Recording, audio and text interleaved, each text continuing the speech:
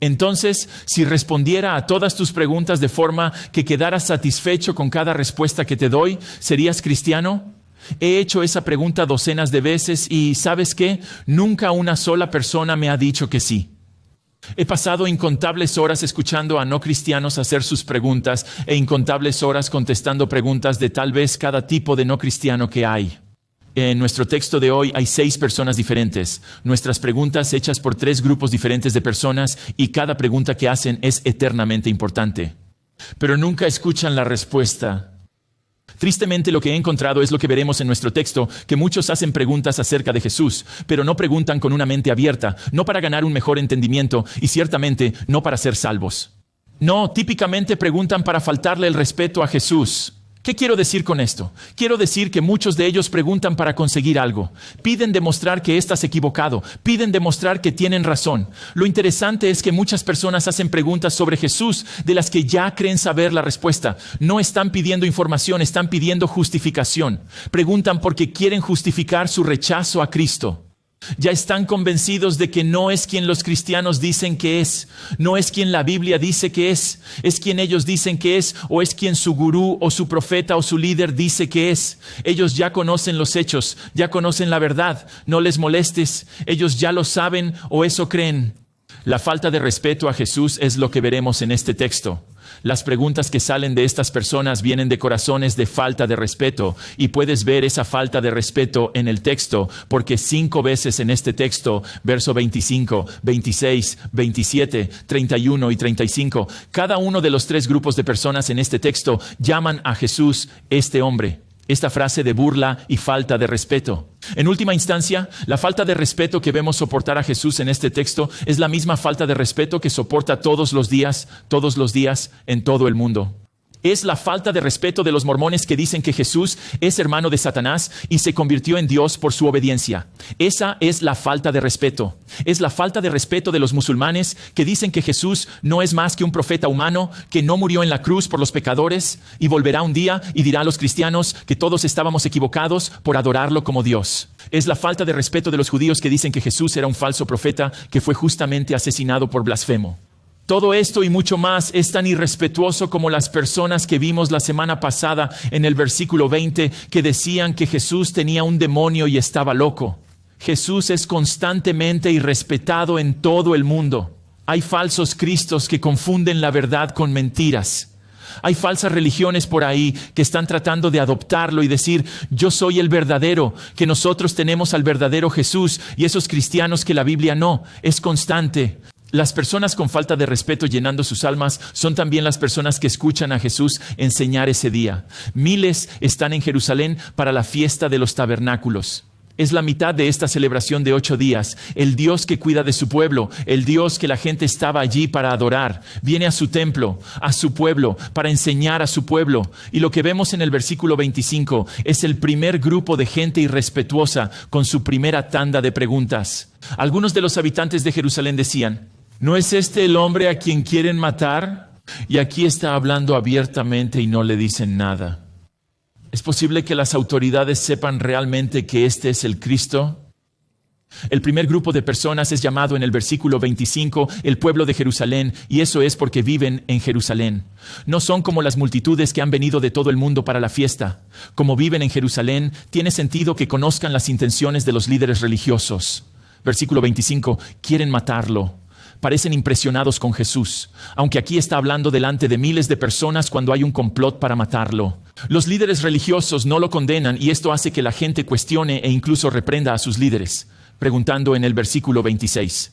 Y si no critican a Jesús, ¿es porque empiezan a pensar que era el Mesías? Algo que de ninguna manera iban a aceptar jamás. Verso 27, pero sabemos de dónde viene este hombre y cuando aparezca el Cristo, nadie sabrá de dónde viene. ¿De qué se trata todo eso? Bueno, en su mente, él está descalificado de ser el Mesías porque saben de dónde viene. Saben que es de Nazaret, pero dicen que eso no puede ser verdad el Mesías porque nadie va a saber de dónde viene el Mesías. Esto es un error basado en una interpretación defectuosa de la Biblia. Ellos miraron las profecías del Mesías y pensaron basados en profecías como Isaías 53:8 y Malaquías 3:1 que cuando el Mesías llegue, nadie va a saber de dónde vino. Nadie va a conocer su línea familiar, simplemente va a aparecer de repente. Esto no tiene sentido, ¿verdad? ¿No es cierto? Miqueas 5:2 dice que el Mesías nacerá ¿dónde? En Belén. Así que saben de dónde será. En algún momento de su vida tuvo que nacer en Belén. Segundo Samuel 7:12 es uno de los muchos textos que dicen que será de una línea familiar de quién. De un tipo llamado Rey David. Así que tendrá un origen, tendrá un lugar de donde vino, tendrá una línea familiar. No podrían estar más equivocados. Así que versículo 28. Jesús proclamó mientras enseñaba en el templo: ustedes me conocen. ¿Y sabéis de dónde vengo ese sarcasmo? Lo que realmente está diciendo es que no tenéis ni idea. Crees que me conoces, no me conocéis. ¿Cómo puedo saberlo? Por lo que dice a continuación: no he venido por mi propia voluntad. El que me envió es verdadero, y a él no le conocéis. Ahora podemos perdernos esto porque lo que dice es algo difícil de entender. Pero lo que Jesús dice aquí, ellos lo interpretan, lo oyen como una blasfemia. Así que para ellos, verso 30, lo dice. Así que a la luz de esto, buscaban arrestarlo. Deciden cumplir la orden de su líder. Van a agarrar a Jesús, entregarlo a sus autoridades para que sea ejecutado. Van a tomarse la justicia por su mano. Van a hacer que lo maten. Sin embargo, versículo 28, la gente no conocía a Dios. Y versículo 30, no podían detener a Dios. Así que buscaban arrestarlo, pero nadie le puso la mano encima porque aún no había llegado su hora. Dios tenía un plan para Jesús y la hora de su muerte y resurrección ya estaba determinada y no era en este momento. Era dentro de 6 meses y por eso la mano invisible de Dios no permitió que nadie lo tocara siquiera. Junta todo eso y habla de falta de respeto. Preguntas ignorantes, mal informadas, intenciones asesinas en el versículo 30. Lo que podemos ver en este texto es que debemos, punto número 1, asumir que muchos rechazaran equivocadamente. Mucha gente equivocadamente rechazará a Cristo. ¿Qué quiero decir con eso? Quiero decir que muchos decidirán rechazar a Jesús basándose en mentiras, errores y desinformación. Conocer la verdad acerca de Él es venir a Él y recibirlo y creer en Él y ser salvo. Estas personas deciden que Él no puede ser el Mesías basándose en una mala interpretación del Antiguo Testamento y basándose en una mala interpretación sesgada de lo que Él les dice. Esto es como Juan 10:20, que dice que mucha gente decidió que Jesús tenía un demonio y estaba loco, lo cual es claramente una visión equivocada de quién es Jesús realmente. Juan 66 dice que muchos de sus discípulos lo abandonaron porque malinterpretaron lo que les decía. Así que hay gente en el libro de Juan, igual que esta gente aquí, que rechaza a Jesús por una mala interpretación, una identidad equivocada, una visión equivocada de Él y un malentendido de lo que dice. Ahora escucha, sé que sabes esto. Sé que conoces a gente que rechaza a Jesús y las razones para hacerlo son erróneas, inventadas, mal informadas. A veces sus razones son incluso malévolas, simplemente odian a Cristo. Pero quiero que consideres lo que acabamos de presenciar en nuestro texto. Y realmente lo que vamos a ver a lo largo del libro de Juan. ¿Dónde vivía esta gente? Versículo 25. En Jerusalén. Jerusalén, ese es el centro del judaísmo.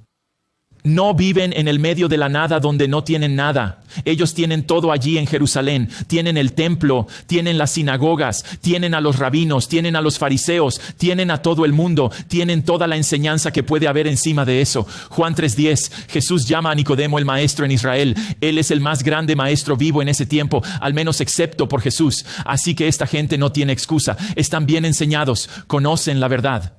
Y luego agregue a eso que a diferencia de cualquier otra nación en el planeta en ese momento, solo ellos tenían la revelación de Dios de sí mismo. Tenían un Antiguo Testamento completo, así que tenían la verdad. En las palabras de Romanos 9:4, a los judíos les pertenecía la adopción, lo que significa que Dios los adoptó, los trajo a sí mismo de entre todas las naciones del mundo. Ellos tienen la gloria, que significa que la gloria de Dios descansó con ellos y nadie más en el Éxodo, en el tabernáculo, en el templo. Ellos tienen los pactos, tienen la entrega de la ley, ellos tienen la adoración, ellos saben cómo adorar a Dios de acuerdo a lo que Él quiere y como Él quiere. Ellos tienen las promesas, a ellos pertenecen los patriarcas, Abraham, Isaac y Jacob, por quienes vinieron todas las promesas. Y de su raza, según la carne, es el Cristo. Traducción, cuando Dios se hizo ser humano, se hizo judío. Estos son increíbles, eternos, privilegios espirituales incomparables por nadie y todos los demás en el planeta. y erróneamente decidieron rechazar a su propio Mesías. Nadie debería haberlo sabido mejor que los judíos. Y se equivocaron con Jesús. Esto es cierto para muchos estadounidenses, ¿no es así? Por la gracia de Dios no lo hicieron, no nacieron en medio de alguna selva donde nunca han estado los misioneros y no tienen una Biblia en su propio idioma. No, aquí no. Tenemos una Biblia en nuestro idioma desde hace 500 años. Por la gracia de Dios crecieron en la iglesia, fueron a Awana. Tienen verdadero conocimiento de Dios y al igual que estos judíos deciden erróneamente rechazar la verdad que deberían haber conocido mejor debido a una enorme cantidad de gracia que han recibido personalmente al nacer aquí, en su familia, en su ciudad, en todo lo que les rodea. Grita, sigue a Cristo, sigue. Ahí se niegan. Así que date cuenta de que la gente que sabe más, que debería saber más, puede abrazar mentiras en lugar de la verdad cuando se trata de Jesús. Tergiversarán las Escrituras y se tragarán mentiras y falacias lógicas con tal de justificar sus puntos de vista equivocados. Creerán mentiras porque no quieren decepcionar a las personas que tienen influencia sobre ellos. No quieren arriesgarse a su desaprobación, igual que la gente de Jerusalén no quería enfrentarse a la ira de sus líderes religiosos. Le odian por razones que no tienen sentido lógico, y si investigaran un poco sabrían la verdad. Sería tan obvio para ellos, pero no lo harán. Esto es trágico. Este rechazo equivocado, estas intenciones asesinas de la gente de Jerusalén. Pasamos de ellos a la siguiente pregunta del texto, versículo 31. Esta pregunta la plantea la multitud de peregrinos que se encontraban allí en ese momento. Sin embargo, muchos creían en él.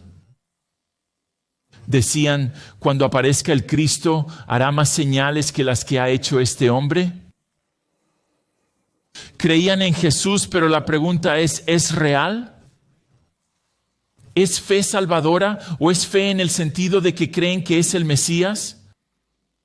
Esa es la cuestión. No creo que la gente de la multitud haya nacido de nuevo. No creo que estas personas sean realmente salvas. Sí, creen en Jesús, pero ¿en qué se basan?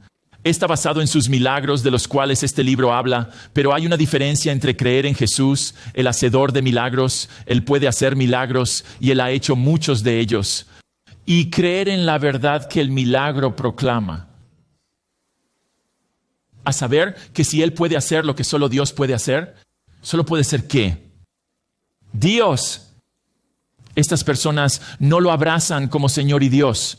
No confían en Él como el Dios hombre enviado para ser el Salvador del mundo. Y digo esto porque el versículo 31 llaman a Jesús de nuevo. La frase de la gente de Jerusalén, la frase de los líderes religiosos, usan la misma frase irrespetuosa de Él, este hombre.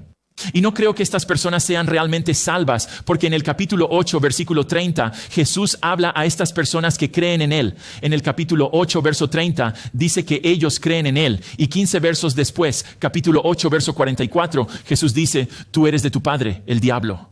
¿Cómo es posible? La gente cree en Jesús, pero son de su padre, el diablo. Porque como Satanás, conocen la verdad y saben que la verdad es verdad.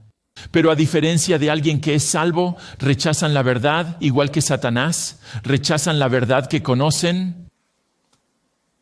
Esta falta de respeto por Jesús en el versículo 31 es mucho más sutil que el último grupo y es definitivamente más sutil que el siguiente grupo. Pero de esto podemos, punto número 2, anticipar que muchos creerán falsamente. Anticipar que muchos creerán falsamente. Muchos creerán erróneamente que son salvos, solo para probar que no lo son. Muchos. En este texto Jesús, estas personas están hablando de Jesús. Que no saben por el momento que esto no es una cosa intelectual. Así que ellos pensarían que son la cosa real. Pero Jesús mostrará en el capítulo 8, verso 44, que ellos no son la cosa real. Que me recuerda el texto más trágico de la Biblia, al menos en mi mente, que es Mateo 7, 21. No todo el que me dice, Señor, Señor, entrará en el reino de los cielos, sino el que hace la voluntad de mi Padre que está en los cielos.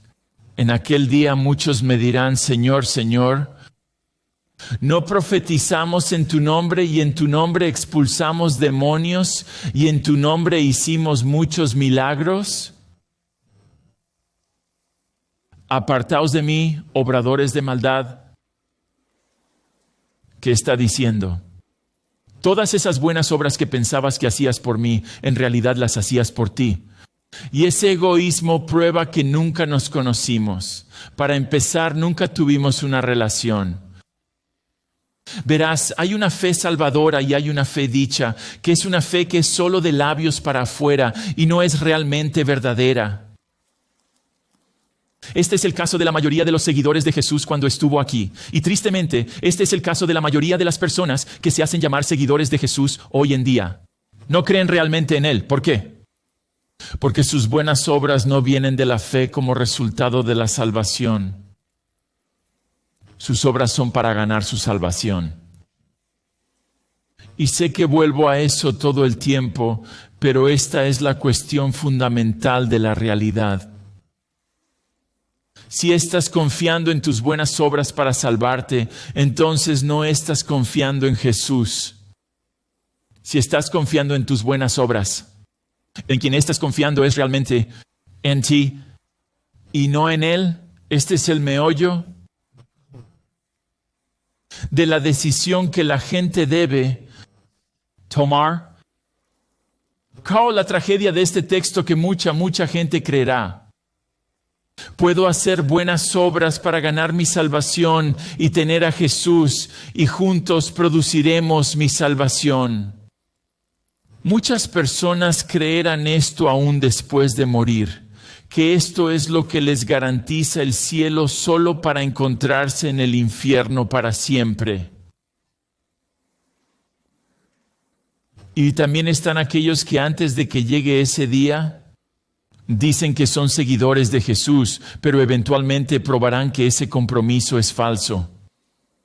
O ellos saben la verdad y piensan que la verdad es verdad, pero eventualmente alguna mentira se presentará o algún influenciador vendrá o ellos verán algo en la Biblia con lo que no están de acuerdo o algo pasará con un grupo de cristianos que no les agrada mucho y ellos simplemente se alejarán. O ellos creen en Jesús, pero una prueba golpea su vida, o ellos consiguen algún empuje de un amigo o un profesor o un compañero de trabajo para ser un cristiano, y ellos se alejarán. O creen en Jesús, pero empiezan a querer algo más, algo que piensan que es mejor que Jesús, como dinero o libertad o encajar con los no cristianos. Eso se apodera de sus corazones y se alejan. Todo eso simplemente describe la parábola de Jesús de la tierra y la semilla. Que como Jonás conocen la verdad y huyen en dirección contraria. ¿Alguien conoce a alguien así? Que conoce la verdad, a quien tal vez pasaste horas vertiendo la verdad en solo para verlos alejarse y rechazar la verdad una vez que creyeron que una vez creyeron. Solo quiero que sepan que eso es parte de la enseñanza del Nuevo Testamento. Y quiero que escuches que no estás solo. He hablado con tanta gente, especialmente padres, este fin de semana sobre esta realidad, porque ¿por qué van a estar a su lado en la mesa de la cena esta semana? Mucha gente aquí está experimentando esto ahora mismo. Y por eso no elijo. Todo lo que tengo para elegir es el libro de Juan. Después de eso, simplemente predicamos el siguiente texto y ese resulta ser nuestro texto de hoy. Así que con esta anticipación en mente que muchos creerán falsamente, es tan críticamente importante que tú y yo estemos cimentados profundamente en la verdad, que conozcamos la verdad, que amemos la verdad, que podamos abrir una Biblia y podamos compartir la verdad. Es sumamente importante que no permitas que un pensamiento no bíblico sobre esto te haga pasar por alto la clara evidencia de su vida, porque esta es la tentación. De acuerdo, sé que están viviendo como el diablo en este momento, pero cuando tenían 4 años, rezaron una oración para pedir a Jesús en su corazón. Así que me aferro a que aún son salvos, aunque estén viviendo como Satanás. Primera de Juan 2:19 es claro en esto, que cuando la gente deja a Cristo dice, cito, salieron de nosotros, pero no eran de nosotros. Ellos no eran realmente uno de nosotros, no eran realmente cristianos, porque si fueran de nosotros, habrían permanecido con nosotros. Pero se van, muestra que nunca fueron realmente uno de nosotros, nunca fueron realmente salvos. Y por todos los medios, por favor, nunca digas algo como, bueno, Dios va a traerlos de vuelta, como que solo va a tener que hacerlo. Quiero decir, por supuesto que es cierto, pero eso se utiliza a menudo como una excusa para la apatía y la falta de compromiso. No utilices la buena teología para justificar las malas ideas. Sí, Dios será el que los haga volver, si lo hace. Pero a menudo es Él quien hace volver a la gente. ¿Cómo lo hace? A través de las personas que más las quieren, a través de ti, sin miedo, conociendo la verdad, amando sus almas. Así que lee tu Biblia, memorízala, sigue con ese estudio de la Biblia, no te rindas, no dejes de preguntar, no dejes de buscar, no dejes de llamar, no dejes de rezar, no dejes de aprender lo que creen y por qué lo creen para que puedas contrarrestarlo con la verdad. Tuve un tipo en el último servicio que me dijo, ¿en qué punto llegas a no hacer eso más? Y le dije, cuando mueres. Eso es cuando mueres. Así que hemos visto el grupo número 1, los equivocados, y el grupo número 2, los falsos. A partir del versículo 32, volvemos a los líderes religiosos que tanto odian a Jesús. Los fariseos oyeron a la multitud murmurar estas cosas de él, y los jefes de los sacerdotes y los fariseos enviaron oficiales para arrestarlo. Los fariseos son los más estrictos de los diferentes grupos de judíos de la época. Son los más estrictamente obedientes a las leyes de Dios y a las enseñanzas de los rabinos sobre las leyes de Dios. También tenían el control de las sinagogas, lo que significa que tenían la influencia de la mayoría de la población entre la gente. Por eso saben que la gente está hablando, aunque la gente está murmurando, lo que significa que están murmurando, están tratando de esconderse, están tratando de esconder lo que están diciendo de los fariseos. Pero ellos saben esto, están alrededor de la gente está empezando a ver a Jesús favorablemente y parece que incluso creen que Él es el Mesías y los fariseos no lo tolerarán. Pero ellos tampoco tienen el poder. Este otro grupo en el texto, sin embargo, los jefes de los sacerdotes, ellos tenían el poder. Eran la aristocracia, las familias religiosas con estatus y autoridad. Estos dos grupos a menudo estaban en desacuerdo, a menudo vehementemente en desacuerdo, pero tenían un odio mutuo hacia Jesús, y el amigo de mi enemigo es mi amigo, y así sus diferencias se diluyen. Y el texto dice que ambos grupos juntos consiguen una orden de arresto y se la dan a los oficiales, que son una especie de fuerza policial encargada de mantener el orden en el templo. Jesús lo sabe. Así que verso 31 dice, verso 30, Jesús entonces dijo, así que a la luz de lo que los fariseos y los jefes de los sacerdotes hicieron para arrestarlo, Jesús entonces dijo en respuesta, estaré con ustedes un poco más y luego iré con el que me envió. Me buscaréis y no me encontraréis donde estoy, no podréis venir. Los judíos, estos enemigos religiosos de Jesús, no tienen ni idea de lo que está hablando aquí. Lo que dijo suena como una especie de acertijo, pero de todos modos no le creen. Así que piensan que está loco, está siendo vago y evasivo a propósito. Así que no lo entienden, pero no hacen ninguna pregunta como, ¿podrías decirnos lo que quieres decir con eso? No. En vez de eso se burlaron de él. Versículo 35. Los judíos se decían unos a otros, ahí están burlándose de Jesús. ¿Dónde piensa ir este hombre para que no lo encontremos? ¿Pretende ir a la dispersión entre los griegos y enseñar a los griegos? Aquí hay desprecio. Se puede ver de nuevo en la frase, este hombre se utiliza de nuevo. Así que estas preguntas deben leerse con un tono de incredulidad y burla. ¿Quién se cree que es para ir a donde no le encontremos? Tal vez vaya a esos judíos perdedores de ahí afuera que no viven en Israel como nosotros. Ellos viven entre los paganos. Tal vez les enseñe a los paganos. Dios sería horrible. Esa gente existe solo para que el infierno tenga algo que quemar. Eso es lo que ellos creían. Tal vez los paganos y esos judíos nominales, tal vez lo escuchen porque, ¿sabes qué? Nosotros nunca vamos a escucharlo. Oh, la ironía, ¿verdad? Mientras le digo eso a una habitación llena de paganos, no judíos que sí lo escucharon. Alabado sea por eso.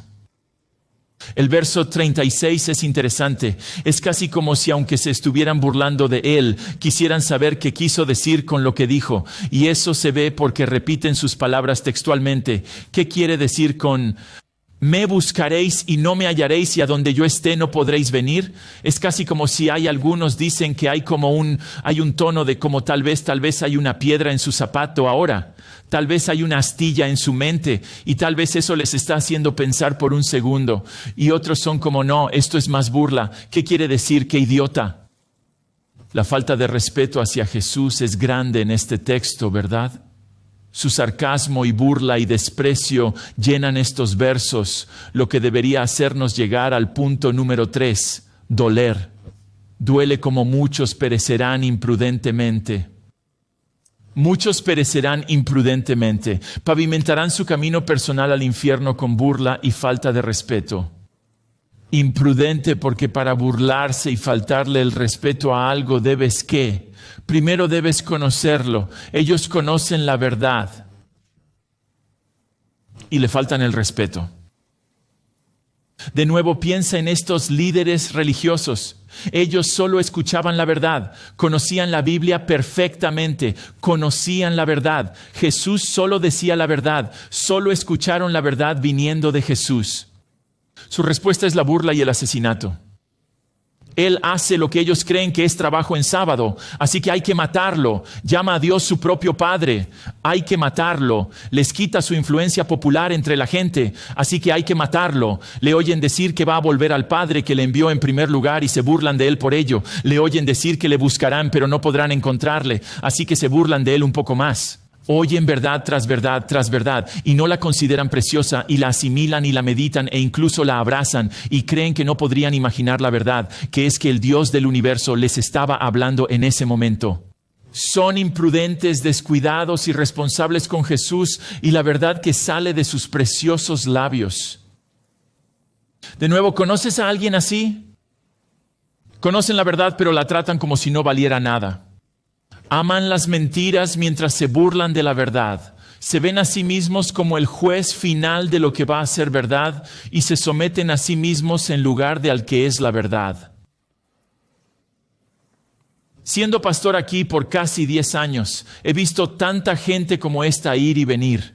Se sientan aquí y escuchan la verdad y toman notas y me agradecen por el sermón, solo para darle la espalda a la verdad y desviarse a los mitos. Están sentados aquí, estaban en el grupo de jóvenes y parecían que eran salvos solo para enamorarse del mundo y ahora se burlan de Cristo y tratan de agarrar a los chicos del grupo de jóvenes o ya no están ahí, han crecido, pero tratan de agarrar a sus amigos con ellos mientras los siguen en su camino al infierno. Ellos estaban aquí amando a Jesús y amando la verdad, pero cuando alguna tentación vino, alguna cosa bonita y joven, alguna sustancia, algún estilo de vida, algún futuro preferido que ellos realmente querían más, que se apoderó de su corazón y se fueron. Y la verdad acerca de ellos se hace obvia que nunca fueron realmente cristianos para empezar, ya que juegan rápido y suelto con Jesús, rápido y suelto con sus almas, rápido y suelto con la verdad que ellos saben acerca de Él. Como perlas con cerdos que ni siquiera pueden llegar a entender el valor de esas perlas. Simplemente las pisotean bajo sus pies, al igual que las personas que conocen la verdad tratan a Jesús como si no valiera nada. ¿Todo para qué? ¿Para tener un pedacito de libertad? ¿Para tener un pedacito del mundo? Y perder sus almas. Quiero que consideres esto. Jesús pudo haber estado en cualquier parte, pero Él estaba allí. En el templo, el centro mismo del judaísmo, sí, pero el centro mismo del odio hacia Él. Él está allí hablando la verdad a cientos, tal vez miles que lo querían muerto. Y les dijo la verdad de todos modos. Este es el corazón bondadoso y bondadoso del Salvador para con aquellos que se burlan de Él, le faltan al respeto y en nuestro texto incluso quieren matarlo. Él vino a rescatar a los pecadores y eso es ciertamente lo que estas personas son. Así que en el versículo 28 dice, Jesús proclamó, eso significa que él gritó con profunda emoción, mostrando la importancia eterna de sus palabras. Versículo 28, ¿me conoces? ¿Y sabes de dónde vengo? ¿Realmente es eso lo que piensas? No es así. Pero quiero que noten que él no se los aclara. No dice, bueno, solo quiero que sepan que están equivocados sobre el Antiguo Testamento. En realidad, el Antiguo Testamento dice que el Mesías nació en Belén, que yo era de la línea de David, que yo era de la línea de Judá, que yo era. Él no hizo nada de eso. Los deja en su incredulidad. Mientras él ridiculizaba, oh, ¿crees que me conoces? No me conocen.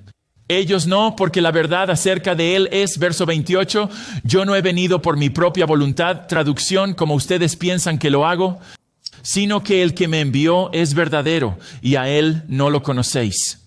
Yo no me nombré a este ministerio, no he venido por iniciativa propia. El que me envió aquí por aviso. El Padre, el que me envió, el Padre es verdadero.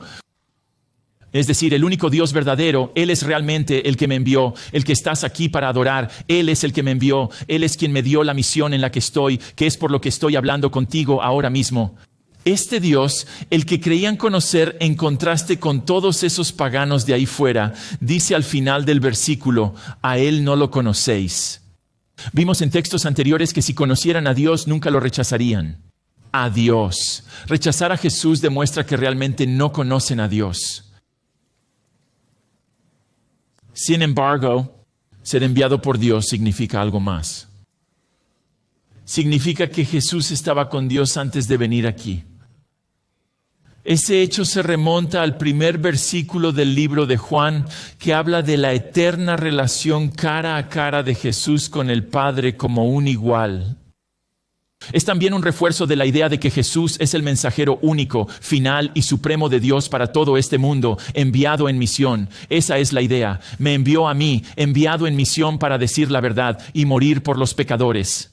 De modo que, en contraste con ellos, en contraste con todo lo que piensan en el versículo 29, yo lo conozco, tú no, pero yo le conozco porque vengo de Él y Él me envió. Él siempre ha conocido al Padre porque Él ha estado en la presencia del Padre por toda la eternidad como Dios. Él vino directamente de su presencia inmediata para cumplir el propósito que el Padre le dio para cumplir cuando Él lo envió aquí. Él está en una misión. En otras palabras, piénselo. Él tiene un origen divino, tiene un propósito divino. Lo que solo puede significar que Él conoce a Dios de una manera que ellos no, porque Él es una persona divina, Dios con piel, la segunda persona de la Trinidad. ¿Tiene sentido ahora por qué, versículo 30, quieren arrestarlo? Él está blasfemando en sus mentes. Y es por eso que los líderes religiosos también quieren arrestarlo. Verso 32, pero Él les dice, estaré con vosotros un poco más, y luego iré con el que me envió. Ante su hostilidad, su odio, su rechazo a la verdad que habían oído de Él, Jesús con estas palabras expresa un corazón dolido. Dolorido. Muchos piensan que si no quieren seguir a Jesús al infierno con ustedes, pero aquí Jesús se duele por sus almas. Este no es el pronunciamiento fuerte del versículo 28. Este es firme y tranquilo, sí, pero también es triste.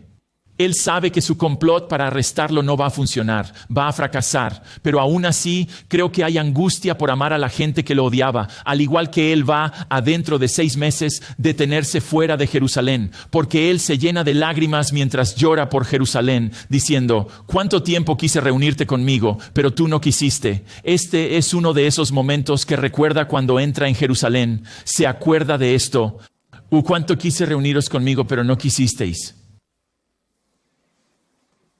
Ni siquiera entendieron lo que él está diciendo aquí. Pero nosotros sí, ¿verdad? No voy a estar aquí mucho más tiempo. Sí, sabemos que en 6 meses él va a estar muerto. Se van a librar de él. Su misericordia será rechazada. Él estará de vuelta en el cielo con el Padre. Les han dicho a los oficiales, vayan a arrestarlo. Verso 34, Él los arresta con esto, me buscaréis y hallaréis, no me hallaréis. Donde yo estoy, vosotros no podéis venir. Tiempo vendrá cuando buscarás mi ayuda y no podrás encontrarme. Cuando esto sucedió para la gente de allí a la que él estaba hablando, solo podemos especular. Tal vez ellos querían a su Mesías cuando Roma rodeó la ciudad de Jerusalén 40 años después de estos momentos. Destruyó la ciudad, destruyó el templo y decenas de miles de judíos fueron masacrados. Tal vez está hablando a momentos después de su resurrección cuando lo quieren al escuchar informes de que la tumba está vacía y tal vez mataron al Mesías. Eso es lo que Pedro les dijo. Ustedes mataron al Mesías y algunos de los fariseos sí creyeron, pero algunos de los presentes no sabemos cuándo sucedió esto. Pero que sucedió está asegurado, ¿verdad? Porque Jesús dijo que sucedería. Y estas son palabras de juicio sobre todos los que conocen la verdad e imprudentemente viven como si esa verdad no importara en absoluto. Habrá un momento, tal vez en esta vida, ciertamente en la próxima, cuando la verdad caerá sobre ellos con fuerza y convicción y finalidad, y buscarán a Dios por su misericordia y gracia y perdón, y será demasiado tarde. Fíjense en el final del versículo 34. Jesús está tan seguro de esta realidad futura que no dice dónde estaré, sino que ¿dónde estoy? Como si Él ya estuviera allí, en el cielo con el Padre. Él existía en la presencia del Padre, ¿verdad? Así que hace lo que ve hacer al Padre, dice lo que oye decir al Padre. Eso es todo lo que Él hace y dice. Así que Él existe en esa presencia y este momento futuro es tan cierto que Él ya está allí. Y a propósito, ese es el lugar donde debe estar, ¿verdad?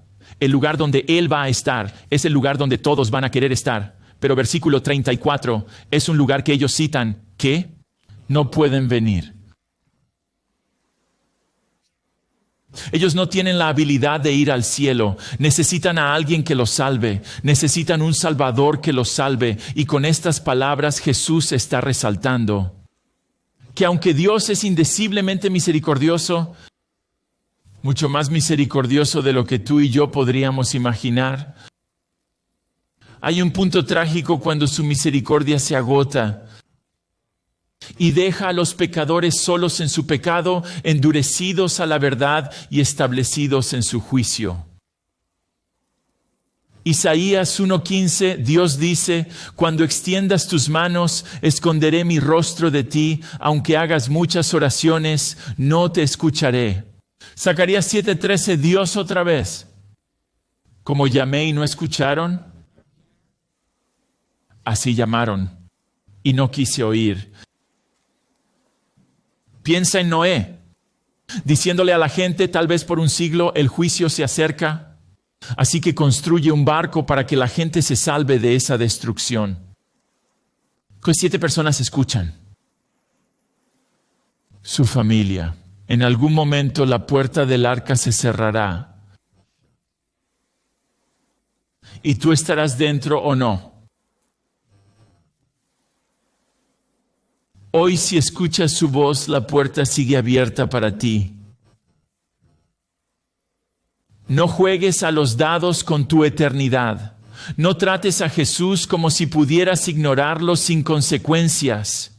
No pierdas tu alma por tener este mundo. Busca al Señor mientras pueda ser encontrado. Llámalo mientras está cerca, porque puede llegar un momento. Porque has ignorado consistente y continuamente las advertencias y rechazado a Cristo, puede llegar un momento en que lo busques y no podrás encontrarlo. Lo sé, muy pesado para el Día de Acción de Gracias, ¿verdad? Gracias, predicador. Gracias, predicador. Pero escucha. Oh, la acción de gracias que debe llenar tu alma. Que lo que he descrito hoy nunca jamás serás tú. Oremos.